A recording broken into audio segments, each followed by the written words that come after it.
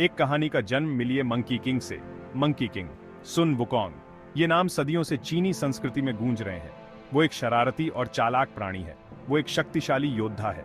वो विद्रोह और दृढ़ता का प्रतीक है।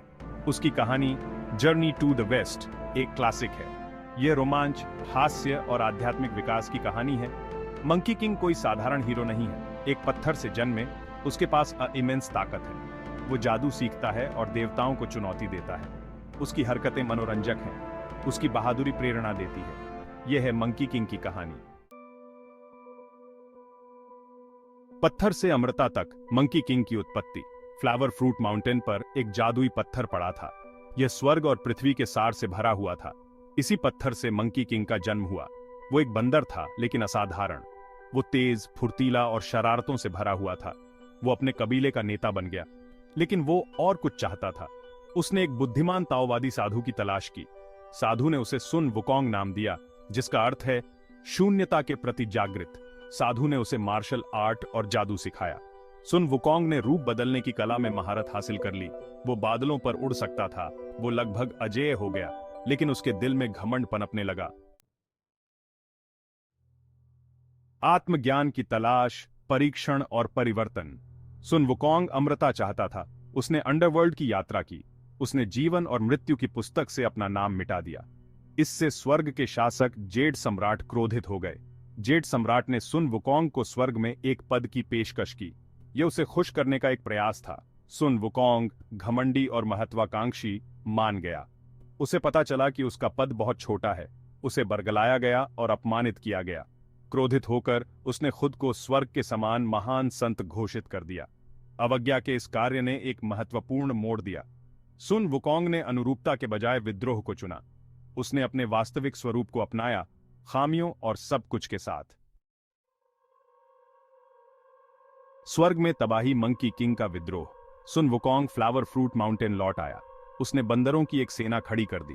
वे आकाशीय सेना के खिलाफ लड़े। सुन वुकोंग को कोई नहीं रोक सका। उसने अपने खिलाफ भेजे गए हर योद्धा को हरा दिया। उसने जेड सम्राट के अमृता वाले आड़ू भी खा लिए। स्वर्गीय दरबार में खलबली मच गई। जेड सम्राट ने बुद्ध को बुलाया। बुद्ध ने सुन वुकोंग को एक बाजी की चुनौती दी। उन्होंने दावा किया कि सुन वुकोंग उनकी पकड़ से बच नहीं सकता। सुन वुकोंग ने अपनी शक्तियों पर भरोसा करते हुए चुनौती स्वीकार कर ली। वह सिकुड़ गया और बुद्ध के हाथ में उड़ गया। उसने 5 स्तंभ देखे, जिन्हें उसने चिह्नित कर दिया। बुद्ध द्वारा कैद, विनम्रता का महत्वपूर्ण पाठ। सुन वुकोंग को लगा कि वह जीत गया है। वह अपने पराक्रम का बखान करते हुए बुद्ध के पास लौटा, लेकिन बुद्ध ने सच्चाई बताई। 5 स्तंभ बुद्ध की उंगलियां थीं। सुन वुकोंग हमेशा से फंसा हुआ था। बुद्ध ने उसे 500 साल के लिए एक पहाड़ के नीचे कैद कर दिया। यह सुन वुकोंग के लिए एक कठोर सबक था। उसका अभिमान और अहंकार ही उसका पतन था। उसे विनम्रता और करुणा सीखने की जरूरत थी। उसका कारावास चिंतन का समय था। उसने अपने तरीकों की गलती को महसूस किया। वह मोचन के मौके का बेसब्री से इंतजार कर रहा था। पश्चिम की यात्रा, मोचन और आत्मज्ञान। 500 साल बाद जुआनजैंग नाम का एक बौद्ध भिक्षु आया। वह भारत से चीन बौद्ध धर्म ग्रंथ लाने के मिशन पर था। उसने सुन वुकोंग को आजादी का मौका दिया। सुन वुकोंग मान गया। वह जुआनजैंग का शिष्य बन गया। उसने अपनी यात्रा पर उसकी रक्षा करने की कसम खाई। इसने उनके महाकाव्य साहसिक कार्य की शुरुआत को चिह्नित किया। उन्होंने अनगिनत खतरों और परीक्षणों का सामना किया। सुन वुकोंग ने उन पर काबू पाने के लिए अपनी शक्तियों का इस्तेमाल किया। उसने अपने गुस्से को नियंत्रित करना और करुणा के साथ काम करना सीखा। अपनी यात्रा के माध्यम से सुन वुकोंग को मोचन मिला। वह एक विद्रोही चालबाज से धर्म के रक्षक में बदल गया। कुलपति और तीर्थयात्री रास्ते के साथी। यह यात्रा केवल एक व्यक्ति की नहीं थी, बल्कि एक समूह की थी जो एक साथ चल रहे थे। सुन वुकोंग इस यात्रा पर अकेला नहीं था। उसके साथ उसके साथी भी थे, जो उसकी तरह ही समर्पित और साहसी थे। उनके साथ 2 अन्य शिष्य भी थे। ये तीनों मिलकर एक अद्वितीय समूह बनाते थे, जो एक दूसरे के बिना अधूरे थे। पिग्सी एक आलसी लेकिन वफादार सुअर दानव, जो हमेशा अपने साथियों के लिए खड़ा रहता था, और सैंडी एक रूखा और भरोसेमंद पानी का दानव, जो अपने कर्तव्यों के प्रति हमेशा सजग रहता था। साथ में उन्होंने राक्षसों और विश्वासघाती परिदृश्यों का सामना किया। हर चुनौती ने उन्हें और भी मजबूत बनाया। प्रत्येक बाधा ने उनकी ताकत और संकल्प का परीक्षण किया। उन्होंने हर मुश्किल का सामना एकजुट होकर किया। उन्होंने एक दूसरे की ताकत पर भरोसा करते हुए साथ काम करना सीखा। उनकी एकता ही उनकी सबसे बड़ी ताकत थी। ज्वानज़ैंग ने अपने अटूट विश्वास और करुणा के साथ उनका मार्गदर्शन किया। वह उनके लिए एक प्रेरणा स्रोत थे। उन्होंने उन्हें दृढ़ता, निस्वार्थता और आत्मज्ञान के सही अर्थ का महत्व सिखाया।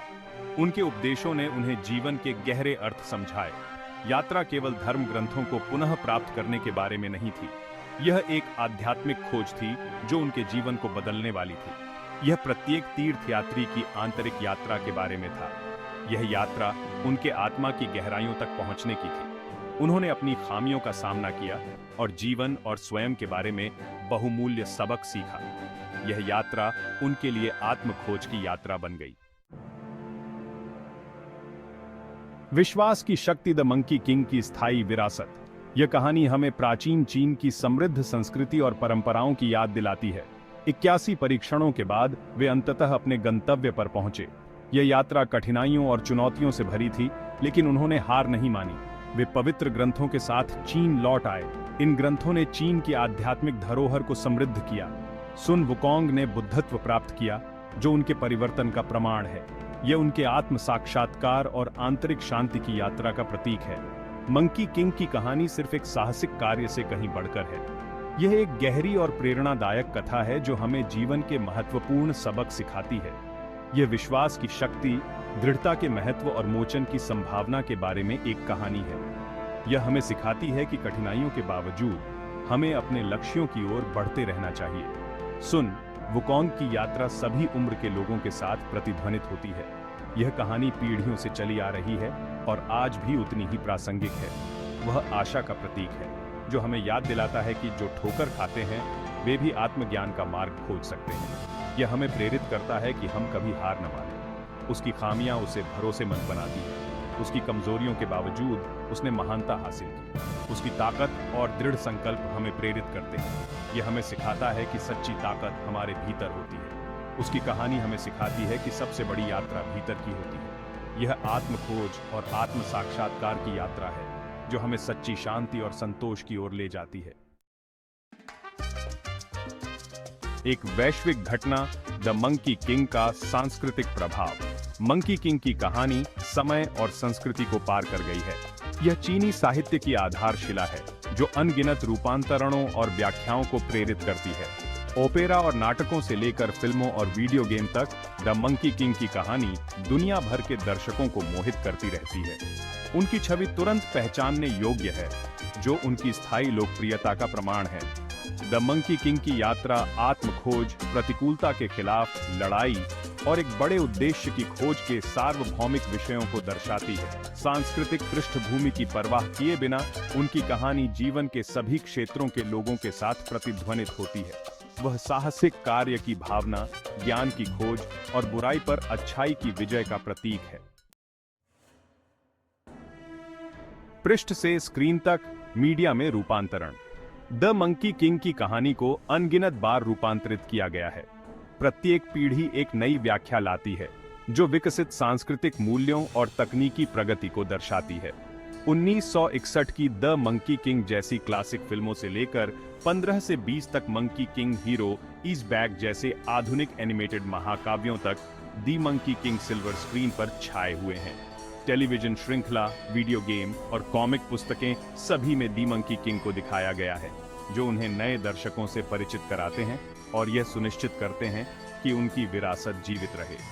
ये रूपांतरण उनकी कहानी की कालातीत अपील को उजागर करते हैं, बदलते समय और सांस्कृतिक परिदृश्यों के सामने उनकी स्थायी प्रासंगिकता को प्रदर्शित करते हैं। द मंकी किंग का कालातीत संदेश साहस और करुणा की विरासत। यह संदेश सदियों से लोगों को प्रेरित करता आ रहा है और आज भी उतना ही प्रासंगिक है जितना पहले था। द मंकी किंग की कहानी विकास और मोचन की क्षमता की एक कालातीत याद दिलाती है, जो हम सभी के भीतर है। यह कहानी हमें यह सिखाती है कि हम चाहे कितने भी कठिन समय से गुजर रहे हों, हमारे भीतर हमेशा सुधार और परिवर्तन की क्षमता होती है। एक चालबाज से नायक तक की उनकी यात्रा हमें जीवन के बारे में बहुमूल्य सबक सिखाती है।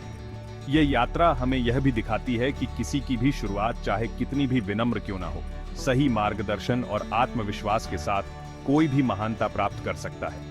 वह हमें अपनी आंतरिक शक्ति को अपनाने, साहस के साथ चुनौतियों का सामना करने और अपने सपनों की खोज को कभी नहीं छोड़ने की याद दिलाता है।